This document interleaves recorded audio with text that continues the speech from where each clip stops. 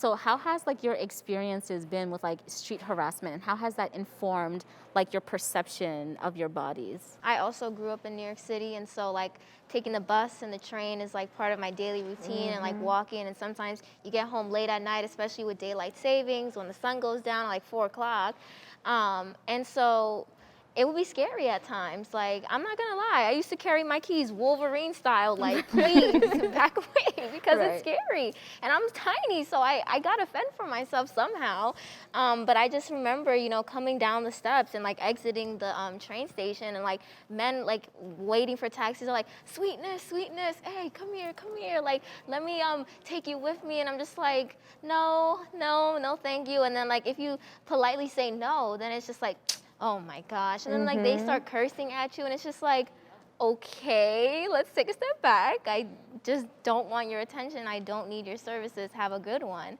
And so it's scary because you don't know how that man is gonna attack you after you say no.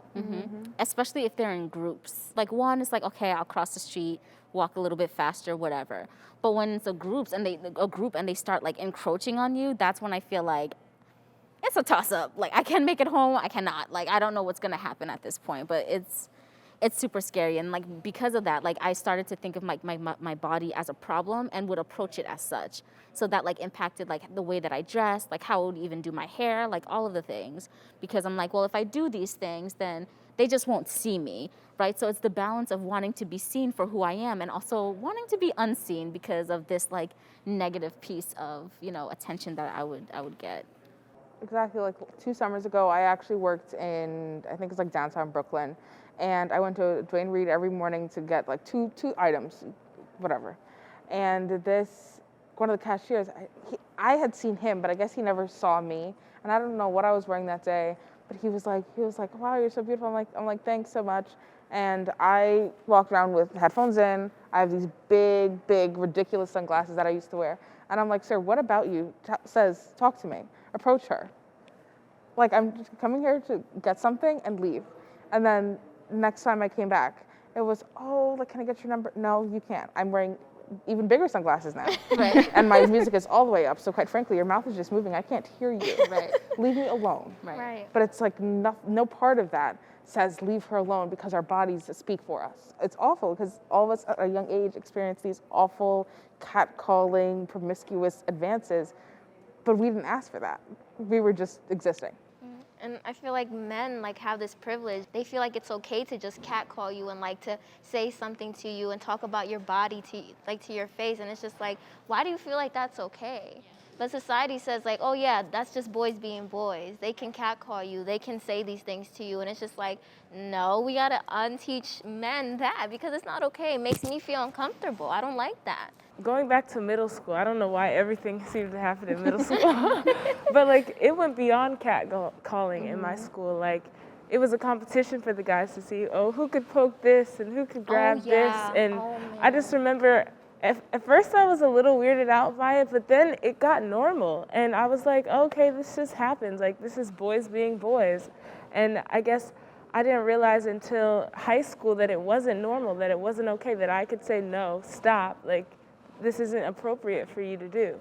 Even in relationships, like even when someone is a person that you love and they're still touching you and you don't want that, you can still say no. I think that all goes back to like the idea of us not being able to show emotion in a way, because if we say no, then it seems like we're standoffish or like we don't want that kind of attention, so that makes us seem hard or that makes us seem aggressive. But it's really just a matter of, I don't know you, I don't want you to touch me, I don't want you to talk to me.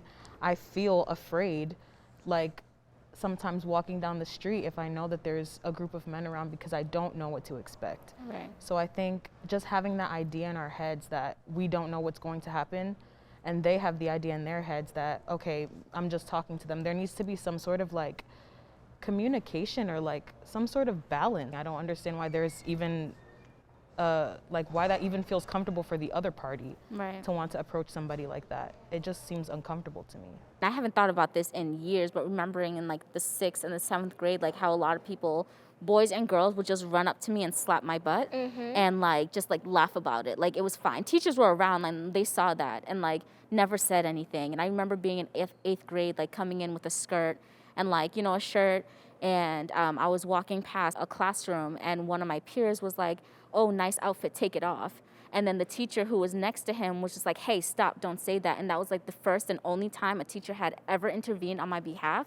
But everything else was like totally like seen as completely acceptable and okay. And I never felt like okay with saying like, don't do that or like saying no and stuff like that. It also sometimes makes me feel uncomfortable, like to even defend myself. Like because it happens so much, I'm like, okay, so this is happening often. That means it's normal. So am I wrong for feeling a certain type of way about it? Like, am I just supposed to accept this as what it is and move on and get over it? Or is this something that I should be feeling trauma from? Like, am I being dramatic? It's very hard because it makes you question yourself as a person.